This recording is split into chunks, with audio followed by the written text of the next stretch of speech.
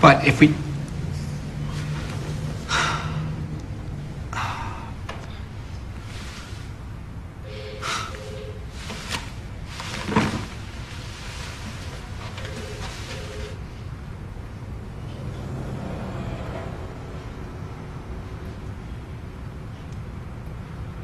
But how can you...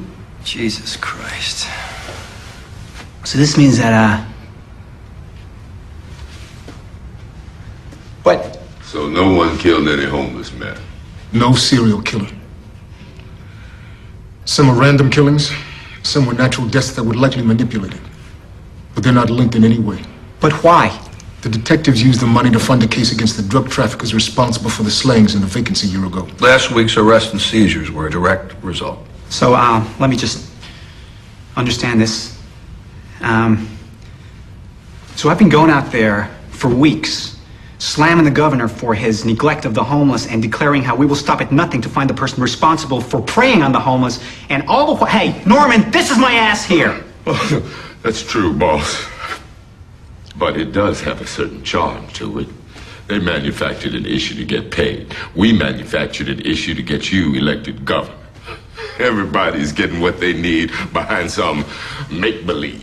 The detectives involved will be suspended and ultimately fired at the least. Beyond that, a criminal prosecution on fraud and perjury charges is probable. So, what, you're saying we call a press conference and we say, hey, by the way, all that stuff about homeless people getting killed and the governor cutting the safety net and us doing everything in our power to catch the guy. Hey, guess what? The joke's on us. Not to mention that the evidence against the traffickers arrested last week is tainted. That case could collapse as well. I don't fucking believe this.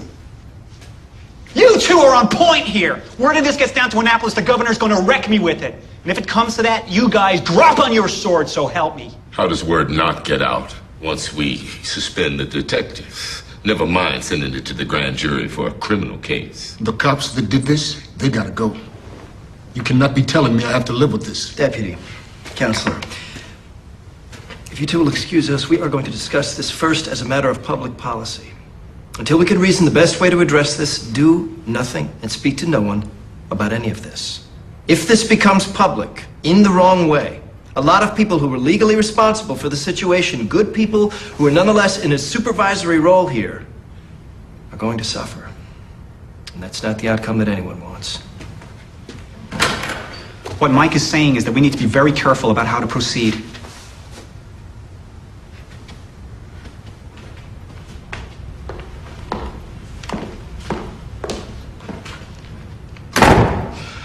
I wish I was still at the newspaper so I could write on this mess. It's too fucking good.